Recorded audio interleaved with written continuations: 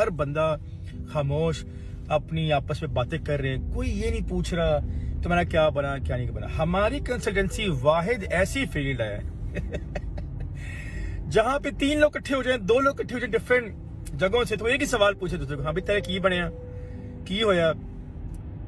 ये सवाल मैं ये छोड़ के जा रहा हूँ, हमारी कंसल्टेंसी के अंदर ये चीजें क्यों हैं, बाकी किसी फील्ड में नहीं। आपके बच्चे स्कूल, ये जिन साहब की अभी आप बात छोटी सी सुन रहे थे, ये पाकिस्तान के एक मारूफ कंसल्टेंट हैं। मैं ना इनका नाम बताऊंगा, ना इनकी कंपनी का नाम बताऊंगा, आप ख़ुद ही इनको जान जाएंगे। मैं इनकी ये पहली बात है जिससे मुत्तफिक हूँ। ये क्या बात कर रहे हैं, मैं आपको इसका बैकग्राउंड बताता हूँ कि इनका सोशल मीडिया पर आज के सवाल से कुछ वीडियोज़ अपलोड होती हैं जो यूजुअली गाड़ी के अंदर बनी होती हैं इनकी, जब ये ट्रैवल कर रहे होते हैं। तो इनका सवाल ये था कि इन्होंने एक बिल्कुल सही और जेन्युइन बात कही, लेकिन जिस चीज़ का ये रोना रो रहे थे कि ये क्यों है, उसमें इनका और इन जैसे कंसल्टेंट्स का ही कसूर है, जिसकी वजह से लोग इनसे आकर, यानी कि इनसे भी आकर, हम लोगों से भी आकर रंग बिरंगे किस्म के सवालात करते हैं। अब मैं आपको बताता हूँ हुआ क्या। सवाल ये था कि इन्होंने कहा कि मैं एक अपने दोस्त के साथ बैठा था, उसने कहा कि इस्लामाबाद के एक लॉयर हैं, वकील साहब, उनके पास मिलने जाना है। बड़े मशहूर वकील थे, बहुत पैसे थे उनके पास, फ़ीस भी उनकी बहुत ज़्यादा थी। तो जब ये साहब अपने दोस्त के साथ उस वकील साहब के साथ मिलने के लिए गए, तो वकील के पास 8-10 क्लाइंट्स बैठे हुए थे और वो इकट्ठे एक ही जगह पे बैठे थे। तो उन्होंने कहा कि यार वहाँ सब बैठे थे और वो किसी चीज़ की वकील साहब गारंटी नहीं दे रहे थे कि आप केस जीतेंगे या नहीं जीतेंगे। यानी कि वकील साहब मेरे वाला काम कर रहे थे कि किसी चीज़ की कोई गारंटी नहीं, हाँ सिर्फ एफर्ट की जा सकती है। तो इन्होंने कहा हम वहाँ बैठे हैं, तो वहीं सब आके लोग बातें कर रहे थे और सब डिस्कस कर रहे थे उनके साथ।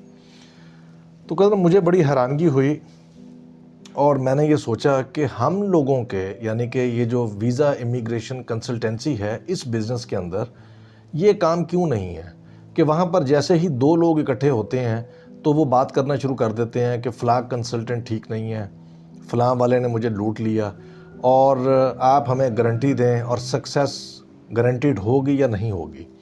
मैं इनकी इस बात से इन साहब की 100% बल्कि 1000% मुत्तफिक हूँ।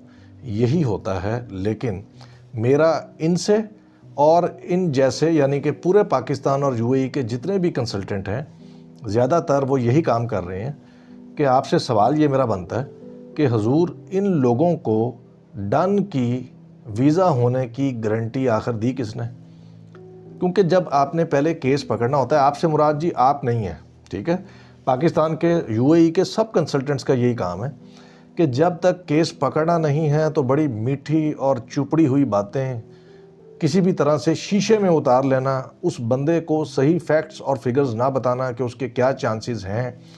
आप लोग अपनी जो सक्सेस स्टोरियां दिखाते हैं और लोगों को गुमराह करते हैं, कभी शर्म आई है आपको कि साथ जितनी सक्सेस स्टोरीज़ हैं ये भी बताएं कि आपने 100 लोगों का वीज़ा अप्लाई किया था, उसमें से इन 2 का लगा है, 98 रिजेक्ट हो गया।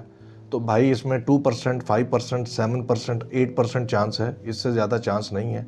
क्या आप माशाल्लाह सोशल मीडिया पे बहुत अरसे से हैं और बड़े पॉपुलर हैं, अल्लाह आपकी शोहरत में मज़ीद इजाफ़ा करे, आपके कारोबार में इजाफ़ा करे, लेकिन क्या फेयर प्रैक्टिस आपने की है?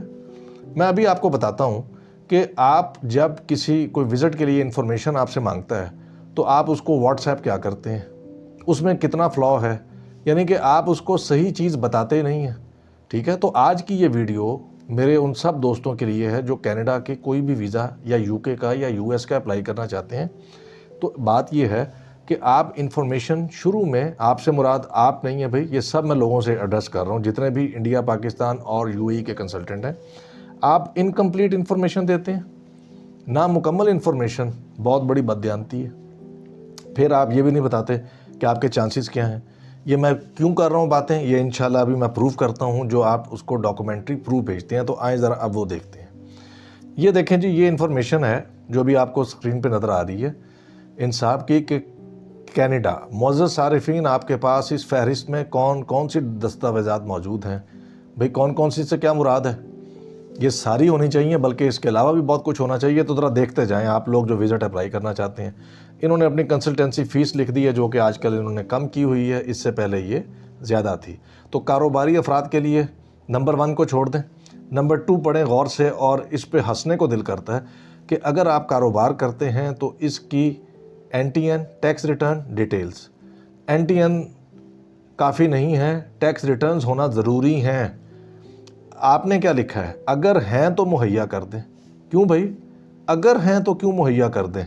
जब तक एक बिजनेसमैन की टैक्स रिटर्न्स होंगी नहीं, उसका विजिट कैसे अप्लाई करेंगे, उसका बिजनेस कैसे जस्टिफाई करेंगे, उसकी एलिजिबिलिटी कैसे जस्टिफाई करेंगे कि वो विजिट के लिए कनाडा जितनी दूर जगह पर जा सकता है। नंबर 3, दरख्वास्त दहिंदगान की ज़ाती या कंपनी के 4 माह की बैंक स्टेटमेंट और इसका क्लोजिंग बैलेंस 15 लाख से ज़ायद होना ज़रूरी है। अकाउंट मेंटेनेंस सर्टिफिकेट लाजमी है। देखें, account maintenance certificate itself sufficient नहीं है, आपका प्रॉपर लीगल लगना चाहिए कि वो अकाउंट कंपनी के लिए इस्तेमाल हुआ। और फिर आपने पूछा है ज़ाती या कंपनी, ज़ाती या कंपनी क्या होता है? कनाडा के लिए, यूरोप के लिए जब आप वीज़ा अप्लाई करते हैं तो देखें वहाँ का कल्चर है, थोड़ी सी इकनॉमिक्स को समझें, बिज़नेस को समझें। एक शख्स है जो बिज़नेस कर रहा है, उसके बिज़नेस की डिटेल सेपरेट होंगी, साथ ही साथ उसकी एक अपनी ज़ाती ज़िंदगी भी है, उसकी ज़ाती ज़िंदगी की ज़ाती उसकी स्टेटमेंट्स, ज़ाती रिटर्न्स सेपरेट होंगी। तो इस चीज़ को याद रखें कि आपका ज़ाती अकाउंट सेपरेट होता है, और ये या का कंडीशन नहीं है, ये लाजमी है कि होनी चाहिए, वरना आपका वीज़ा अप्लाई होने में फिर केस वीक हो जाता है। ठीक है जी। फिर आपने ये कहा है कि पुराने पासपोर्ट वीज़ा कॉपी अगर दस्तयाब हैं तो ये दस्तयाब, अगर आपने बहुत ज़्यादा इस्तेमाल किया, ये अगर मगर से ही लोग गुमराह होते हैं। आप मालूमात अपनी काइंडली अपडेट कीजिए, हो सकता है आपसे गलती हो गई हो, लोगों को ज़रा सही तरह रहनुमाई उनकी कीजिए। अगर नहीं, ये भी ज़रूरी है, वीज़ा पुराने जितने अप्लाई किए, जो लगे, जो रिजेक्ट हुए, उनकी तफसीलात अपनी प्ली के अंदर, अपनी प्रे के अंदर, अपनी एप्लीकेशन के अंदर लिखना इज़ अ मस्ट, और उनकी डिटेल्स के ऊपर भी डिस्कस करना मेरिट पर कि मैंने कहाँ कहाँ गलती की, तो मैं अब इसको ठीक करना चाहता हूँ। नंबर जो अब हम इसको देखेंगे मुलाजमत वाले अफराद के लिए। अब मुलाजमत वाले जो अफराद हैं, ज़रा इसमें देखें क्या आपने किया कि आपने कहा कि अगर आप मुलाजमत करते हैं तो इसकी एनओसी मुहैया करें। वेरी गुड, ये बिल्कुल एक्सीलेंट, ये तो चाहिए। एनओसी नहीं होगा तो वो जॉब कैसे बगैर पूछे जा सकता है। लेकिन ये नंबर 3 में आपने जो 10 लाख बैंक स्टेटमेंट बता दी है, ये सफिशेंट नहीं होती जी। 12 लाख का तो टिकट है रिटर्न, क्योंकि कनाडा विज़िट के लिए जा रहे हैं और आपने विज़िट की इन्फॉर्मेशन ये दी है। 12 लाख का टिकट है, कोई तकरीबन आप समझें 5-7 लाख रुपए आप शो करते हैं कि आप एक्सपेंस भी करेंगे। तो जब 18-20 लाख एक्सपेंस आ रहा है तो 10 लाख मेरा ख्याल है कि सफिशेंट नहीं है। नंबर 4 पॉइंट आपका बड़ा मज़े का खेज़ है कि आखिरी 3 माह की सैलरी स्लिप्स दरकार होंगी, अगर दस्तयाब हो सके तो। ये जो आप अगर करते हैं ना, बेसिकली आप ऑप्शन खुली रखते हैं जिसमें आप लोगों को ये बताते हैं, जनाब, ये सिर्फ आप ही नहीं बताते, बाकी कंसल्टेंट भी ये बताते हैं कि किसी तरीके से आप आ जाएं। मैं आखिर में ये जस्टिफाई करूंगा जो मैं बातें कर रहा हूँ, आ जाएं, एक दफ़ा फंस जाएं, 1.5, 2, 2.5 लाख रुपए हमें पकड़ाएं, वह अप्लाई करें, वीज़ा लग गया, हम आपकी एक सक्सेस स्टोरी बना लेंगे। रिजेक्ट हो गए तो आप भाड़ में जाएं, मतलब पंजाबी में जो कहते हैं ना, भांडे च वड़ो तुसी, फिर वो फिर आप वहीं पर ही होंगे, उसके अलावा कहीं नहीं होंगे। अगर दस्तयाब ना हो, आपको एनओसी चाहिए, वहाँ से होम इट में कंसर्न का सर्टिफिकेट चाहिए जहाँ मुलाजमत आप करते हैं, कि ये हमारा बोनाफाइड एम्प्लॉई है, ये इस सन से इस सन तक काम कर रहा है, हम इसकी सैलरी ये वाली इतनी भेजते हैं, ठीक है, टैक्स हम एट सोर्स काटते हैं, ये सर्टिफिकेट सर चाहिए होता है। खुदा का नाम ले, मेरा ख्याल है शायद गलती हो गई, तो आप काइंडली मेरी अगर ये वीडियो देखें तो आप इम्प्रूव कर लें अपनी इन्फॉर्मेशन। ठीक है, मेरी किसी से कोई लड़ाई झगड़ा नहीं है, लेकिन कम से कम ये जो पाकिस्तान के गरीब और मजलूम लोग हैं, इन तक मालूमात तो ठीक पहुंचाए ना। और जो ब्लू के अंदर लिखा है, इसको ज़रा काइंडली गौर से देखें, क्या खूबसूरत स्टेटमेंट है ये ब्लू वाली स्टेटमेंट। अगर आप ना पढ़ी तो आपको गेम ही समझ नहीं आएगी।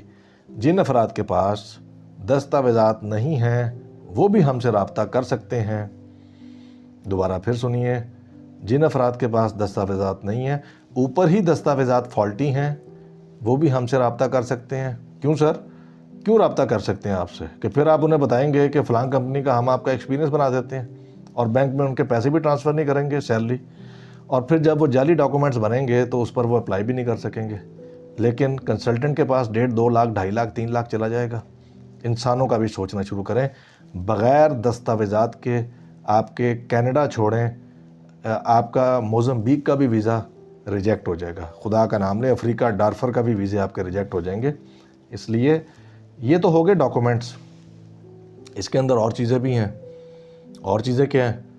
और चीज़ें इसके अंदर ये हैं कि जो आपकी लोकल टाइज़ हैं वो इसमें डिस्कस ही नहीं की। जैसे आपका घर होगा, आपके पास गाड़ियाँ होंगी, आपके पास और एसेट्स होंगे, ये जब तक नहीं आप ऐड करेंगे तो आपका लोकल टाइज बिल्ट नहीं होंगे। फिर वो लोकल टाइज जस्टिफाइएबल हों विद योर इनकम। ठीक है, ये मैं एक वीडियो इस पे अलग भी बनाऊंगा कि विजिट वीज़े के लिए कौन से डॉक्यूमेंट्स रिक्वायर्ड हैं।